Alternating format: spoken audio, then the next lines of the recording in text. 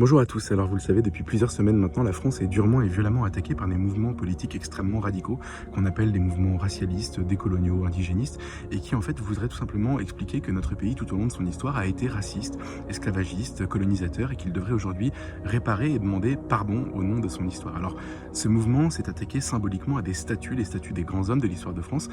et en demandant tout simplement leur déboulonnage et ça s'est aussi beaucoup cristallisé sur la figure de Colbert qui est l'auteur du Code Noir. Alors cette semaine dans Valeurs Actuelles, on revient sur ce mouvement, on explique pourquoi il est grave, pourquoi il est profond et pourquoi il faut s'y opposer fermement. Et nous avons demandé à Alain Finkielkraut de prendre la plume, Alain Finkielkraut qui est philosophe, académicien et qui signe un très beau texte pour expliquer à quel point ce mouvement est dangereux. Et il explique notamment que si aujourd'hui on peut discuter des mérites de Colbert, demain on discutera des mérites de tous les grands hommes de l'histoire de France et on s'attaquera à beaucoup de gens beaucoup plus consensuels comme par exemple Jules Ferry qui était certes l'inventeur de l'école publique mais qui était aussi colonisateur. Il explique notamment pourquoi Jules Ferry, contrairement à ce qui est raconté aujourd'hui, n'est absolument pas raciste, au contraire. Alors c'est un très bel appel, un très beau texte que je vous invite à signer aujourd'hui. Parmi les premiers signataires, il y a des philosophes qui font partie de l'entourage d'Alain Finkielkraut, Pascal Bruckner, Bérénice Levet, mais aussi des personnalités politiques comme Manuel Valls, ancien Premier ministre de François Hollande, ou Jean-Pierre Chevènement, ancien ministre de l'Intérieur, lui aussi socialiste. Pourquoi on a fait appel à des personnalités de gauche? Et bien tout simplement pour montrer que ce n'est pas un combat entre la droite et la gauche, ce n'est pas un combat tactique, encore moins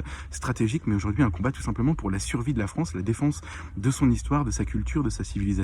et que tout simplement ceux qui aujourd'hui veulent déboulonner l'histoire de France s'opposent à cette civilisation et qu'il faut aujourd'hui leur opposer un front absolument uni. Alors vous êtes déjà plus de 40 000 à avoir visionné cet appel, à avoir signé cet appel d'Alain Finkielkraut. Je vous invite à continuer à le faire tout simplement pour montrer que aujourd'hui nous sommes très nombreux à nous opposer à cette réécriture de l'histoire avec les lunettes du présent et que nous pouvons nous opposer fermement à eux pour éviter qu'un jour la France doive à son tour se mettre à genoux.